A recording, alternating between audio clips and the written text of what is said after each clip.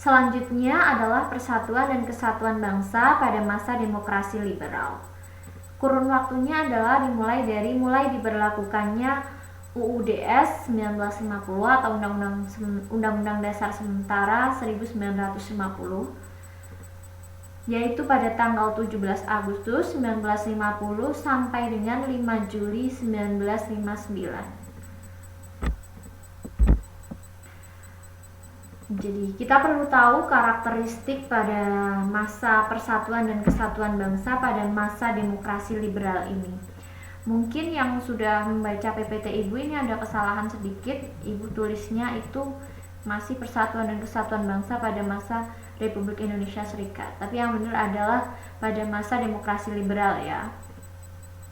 Undang-undang dasar yang dipakai adalah UUDS 1950. Bentuk negara pada saat itu adalah kesatuan, karena kan tadi kembali ke kesatuan lagi, karena banyak dari golongan yang ingin kembali ke kesatuan. Hubungan pusat dan daerah itu didasarkan pada asas desentralisasi. Bentuk pemerintahan yang diterapkan masih republik. Sistem pemerintahannya adalah sistem parlementer. Alat-alat kelengkapan negara itu sudah meliputi presiden, wakil presiden, menteri-menteri, DPR, MA, dan juga Dewan Pengawas Keuangan. Pada saat itu juga sudah berlakunya UUDS 1950, dibentuk Dewan Perwakilan Rakyat Sementara yang merupakan gabungan dari DPR RIS ditambah dengan ketua dan anggota Badan Pekerja Komite Nasional Indonesia Pusat atau BPKNIP dan anggota yang ditunjuk oleh presiden. Selanjutnya ada beberapa kabinet juga yang terbentuk pada saat itu. Yang pertama ada Kabinet Natsir, Kabinet Sukirman, Kabinet Wilopo, Kabinet Ali Sastrowijoyo I, Kabinet Burhanuddin Harahap di mana pada masa 12 Agustus 1955 sampai dengan 24 Maret 1959. Pada masa Kabinet Burhanuddin Harahap ini, Indonesia untuk pertama kalinya itu menyelenggarakan pemilihan umum yang diikuti oleh 28 partai. Pemilu ini dilaksanakan atas dasar Undang-Undang Pemilu Nomor 7 Tahun 1953 pada saat itu.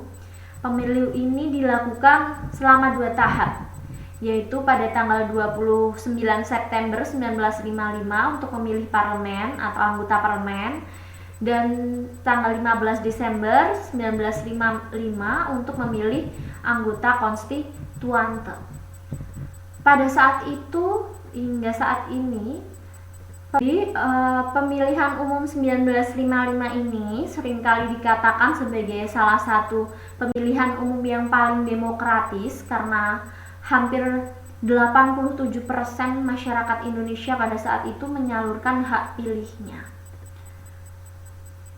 Namun berbeda dengan saat ini, pada zaman itu atau pada masa demokrasi liberal itu, TNI dan Polri boleh diikutsertakan dalam pemilihan umum, tidak seperti sekarang di mana TNI dan Polri tidak ikut serta dalam pemilu. Selanjutnya ada Kabinet Ali Sastrowijoyo II dan Kabinet Juanda.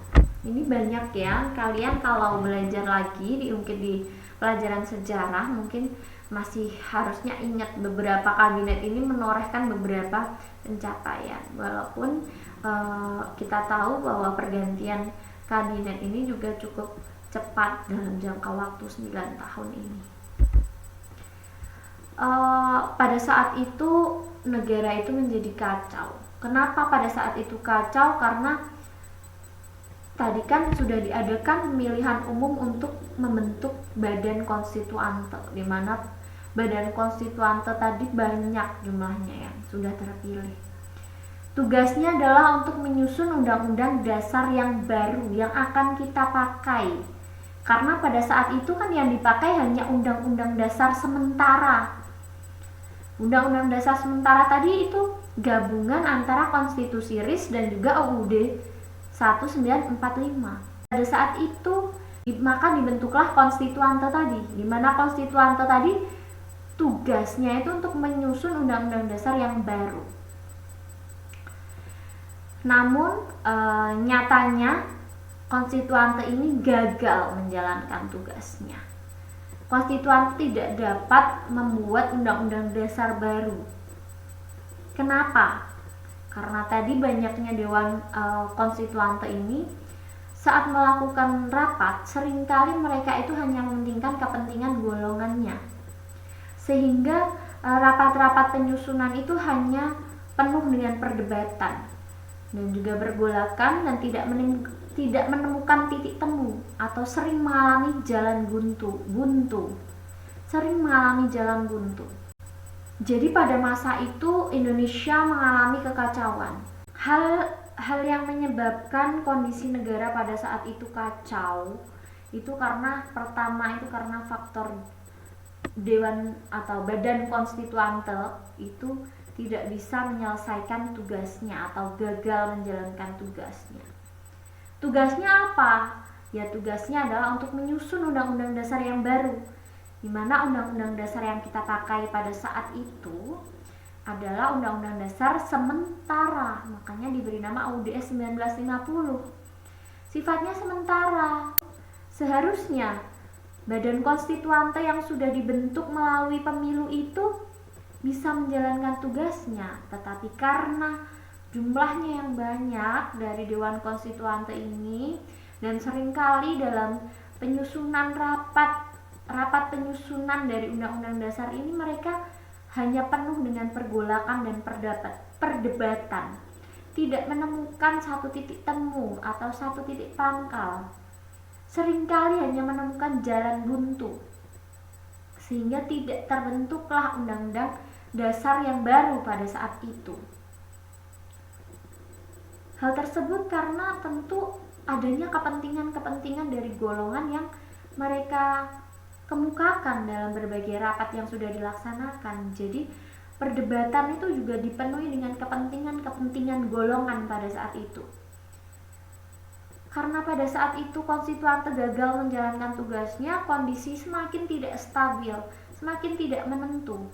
Karena kondisi politik yang tidak menentu tersebut mendorong Presiden Soekarno itu untuk mengajukan rancangan mengenai demokrasi terpimpin atau demokrasi di bawah satu pimpinannya.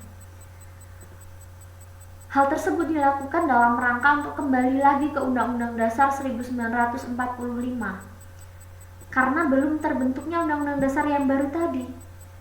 Karena ingin kembali ke Undang-Undang Dasar 1945, maka Presiden pada saat itu mengeluarkanlah Dekrit Presiden 5 Juli 1959.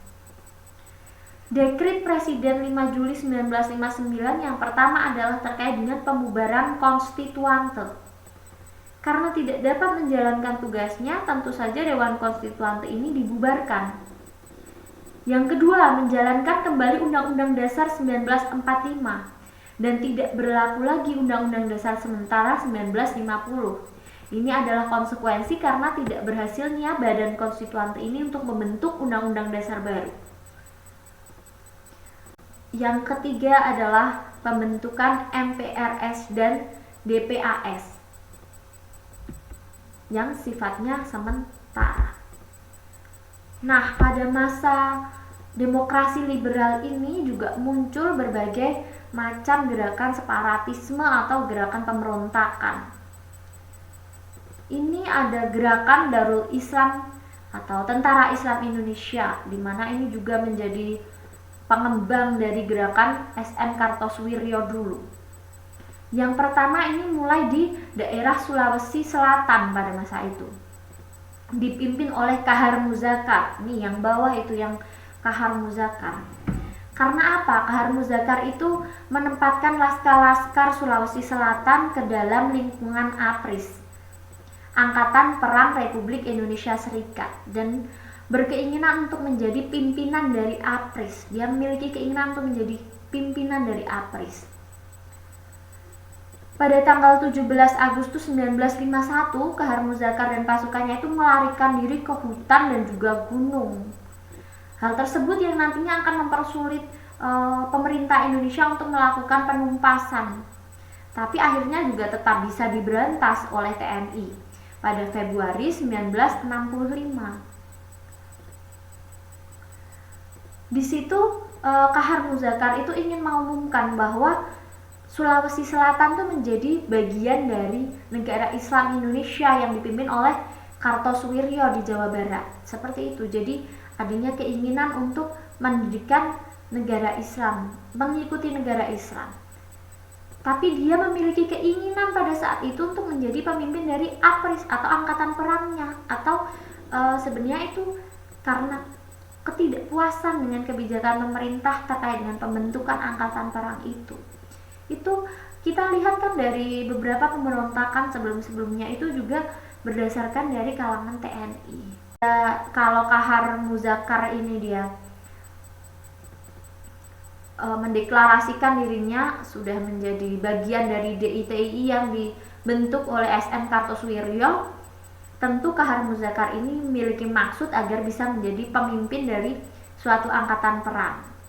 Yang kedua adalah DITI yang dipimpin oleh Daud Borah, ada di Aceh. Itu disebabkan karena apa? Karena status Aceh yang semula menjadi daerah istimewa diturunkan menjadi daerah karesidenan di bawah Provinsi Sumatera Utara, dimana sebenarnya kan kita tahu bahwa DITI itu kan membawa nama Islam atau ingin mendirikan suatu Darul Islam, negara Islam. Tentu kita tahu bahwa Aceh itu hampir mayoritas beragama Islam, dan di sana itu memiliki keistimewaan dengan berbagai penggunaan atau melekatnya budaya Islam di daerah tersebut. Salah satunya seperti penggunaan hukum pidana Islam, hukum jinayat, dan lain sebagainya. Maka pada tanggal 21 September 1953 itu, Daud Borah mengeluarkan maklumatnya untuk menyatukan Aceh itu ke dalam negara Islam Indonesia yang dipimpin oleh Kartosuwiryo. Nah, tapi pemberantasan yang dilakukan pada saat itu dilakukan selain melalui operasi militer, juga dilakukan musyawarah dengan rakyat Aceh. Karena awalnya ini muncul ketidakpuasan terhadap pemerintahan pada masa itu, yang kurang baiknya hubungan antara pemerintah pusat dan daerah, sehingga hal ini masih bisa diselesaikan dengan cara yang damai. Sehingga pada 17 sampai 28 Desember 1962 itu sudah berhasil diselesaikan dengan damai. Karena memang bukan tujuan asli dari Aceh sendiri untuk mendirikan negara Islam, tetapi karena DITI daerah Kalimantan Selatan ini dipimpin oleh Ibnu Hajar. Gerakan ini memiliki sebutan Kesatuan Rakyat yang Tertindas. Pada tahun 1954 Ibnu Hajar telah resmi bergabung dengan negara Islam Indonesia dan bahkan ditunjuk sebagai panglima tertinggi Tentara Islam Indonesia. Pada tahun 1963 pemerintah berhasil menumpas pemberontakan ini. Ibnu Hajar dan anak buahnya berhasil ditangkap dan dijatuhi hukuman mati. Kita tahu bahwa pada saat itu banyak sekali dari anggota TNI tadi yang juga turut serta dalam kegiatan pemberontakan yang terjadi. Hal tersebut menandakan bahwa kekuasaan di bidang TNI pada saat itu memanglah memiliki kekuasaan yang besar dan adanya keinginan dari para pemegang kedudukan tersebut. Selanjutnya pada masa demokrasi liberal itu ada juga selain DITI itu adalah pemberontakan PRRI atau Permesta, Pemerintah Revolusioner Republik Indonesia atau Perjuangan Rakyat Semesta, terjadi di Sulawesi disebabkan oleh kurang harmonisnya hubungan pusat dan pemerintah daerah. Sama seperti yang sebelumnya, juga seperti yang DITI di Aceh tadi, itu kan juga sebenarnya ketidakharmonisan hubungan pusat dan daerah. Kalau yang PRRI Permesta ini pusatnya atau utamanya itu karena jatah keuangan yang diberikan oleh pemerintah pusat itu tidak sesuai dengan anggaran yang sudah diusulkan, sehingga menimbulkan dampak ketidakpercayaan terhadap pemerintahan pusat pada saat itu. Maka selanjutnya dibentuklah gerakan dewan. Ada 5 dewan yang dibentuk. Yang pertama Dewan Banteng, itu di Sumatera Tengah dipimpin oleh Letkol Ahmad Hussein. Yang kedua ada Dewan Gajah di Sumatera Utara dipimpin oleh Letkol M. Simbolon. Yang ketiga ada Dewan Garuda di Sumatera Selatan. Terus ada Dewan Lambung Mangkurat di Kalimantan Selatan. Ada Dewan Manguhi di Sulawesi Utara dipimpin oleh Letkol Fenty Samuel. Kita bisa lihat bahwa para pemimpin dewan itu juga banyak yang berasal dari golongan TNI juga kan. Kita tahu bahwa pada masa itu tentu kedudukan TNI dalam memegang kekuasaan dan suatu ambisi itu besar pada saat itu. Ketua Dewan Banteng yaitu Letkol Ahmad Husseini itu mengeluarkan ultimatum pada pemerintah pusat. Isinya menyatakan bahwa Kabinet Juanda itu harus mengundurkan diri dalam batas waktu 5 kali 24 jam. Namun pemerintah pada masa itu bertindak dengan tegas dengan memberhentikan tidak hormat Letkol Ahmad Hussein dan melakukan operasi militer pada tanggal 12 Februari 1958. KSAD AH Nasution pada saat itu berhasil membekukan Komando Daerah Militer Sumatera Tengah serta mengadakan operasi militer gabungan pada tanggal 17 Agustus dan berhasil menghancurkan berbagai gerakan separatis yang terjadi pada saat itu. Namun pada 15 Februari 1955 terjadi suatu proklamasi PRRI yang berisi bahwa daerah Sulawesi Utara dan Sulawesi Tengah itu memutuskan hubungan dengan pemerintahan pusat.